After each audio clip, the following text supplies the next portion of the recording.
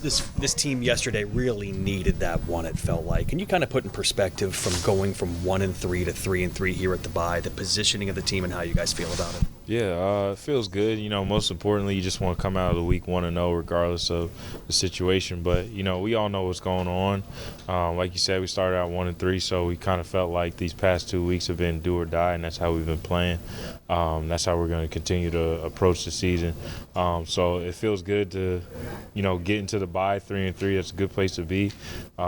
It's good because from here on out we control our own destiny. We're not looking at anybody else or anything like that. We know who we are, and we've been improving each game.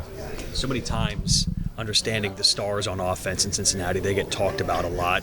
When the defense performs the way they did yesterday and you guys are the reason you win, how much pride do you take in that?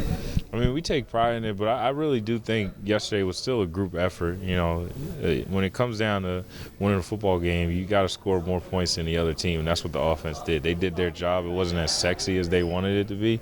It's probably not what everybody here is used to the past couple of years and how they put up points, but we as a defense look at it as if they put up 17, we got to hold the offense to less than 17.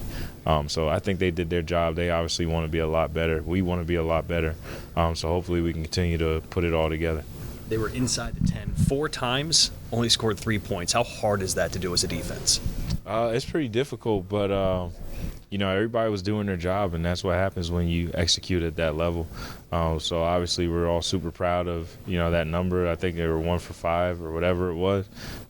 So we continue to kind of take that momentum and pride ourselves on being a stout red zone defense. What have you seen from the young safeties in your room? Obviously, there's been some transition there, but Jordan and Dax, what have you seen from them over the first 6 games? Yeah, they're just continuing to grow. They're owning their responsibility, which is the biggest thing. It's not always about making flash plays, and I know Dax has had a bunch of them, but, the most important thing is he's just doing his job and he's communicating well. Jordan has been pretty vocal that how much you've been working with him. Why have you found it so important to kind of be a bug in his ear while he makes this transition? That's just the role, right? A defense, a team, a position group, you're only as strong as, your weakest link, and not that he's our weakest link or anything close to that. But, if I go down or Dax goes down or anybody, you got to make sure the guys that are behind you are just as prepared and know the defense as well as you do. It's a team effort. So, if I'm ever not out there, it's on me if JB or whoever is not executing to the level or to the standard that we have. With that said, what have you seen from DJ Turner in his first 6 games? Because he's obviously had to step in for Cheeto when Cheeto's been down. Yeah. He's been doing a really good job. Same thing. He's been communicating, making the plays that he's supposed to make. Part of being a corner is, some plays get away from you, and wide receivers catch balls. They're on scholarship too. It is what it is. But he's been doing a really good job. Love his confidence and how he's been approaching the season, and his ability to listen and take coaching points and improve each week. How much of this defense is a reflection of Lou? All of it, I guess. He's the spearhead. He's the leader. We got other guys who've been here for a while who take on that role as well. But he kind of sets the tone and the identity, and we're following whatever he has for us, whatever he puts in front of us. We're going to attack it and do whatever we can to make sure this team is successful. I think at the beginning of camp or beginning of preseason, he said a motto or credo for this defense is never give up, play to the finish, especially in the red zone, and obviously that came to the fore yesterday. Yeah. Big thing that we say in that room is yards don't equal points, which is basically saying, you can take the ball from the 1 yard line all the way to the 1 yard line, but if you don't get in the end zone, we did our job.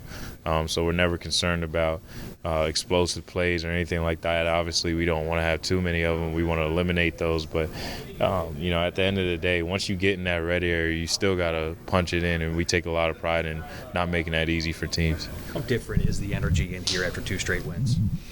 I don't think it's too different. Obviously after the game, you come off of a loss, it's a little bit of a somber mood. But, we got great guys and great leaders in this locker room. I think the approach has always stayed the same, and it's going to continue to stay steady all the way through. And I think that's a testament to how mature this team is and how well coached we are, where we don't ride the waves.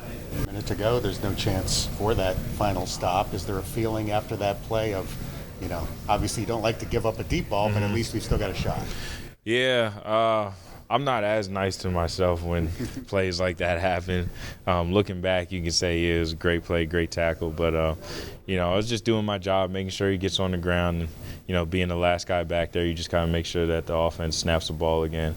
So that's what we were able to do. That's what Dax did on many occasions with Walker breaking up the middle and everything like that. That's in our job description, so we got to get it done. Is a bye weekend like a Netflix and chill thing for you? Or you see Penn State? What do you do? Unfortunately, I don't think I'm going to see Penn State just because I think it's at Ohio State this year. I wouldn't dare set foot in there. Just not my cup of tea. But hopefully they come out with a win. But I'll be chilling with my wife and kid, more of a Netflix type vibe. Maybe get out on the golf course once or twice. So we'll see. Any bets with Sam on the outcome of that game Saturday? No, I don't have anything. I'm gonna text some guys, and I got plenty of Penn State gear, so I'll be texting some Ohio Staters, seeing what they're trying to do. Thank you.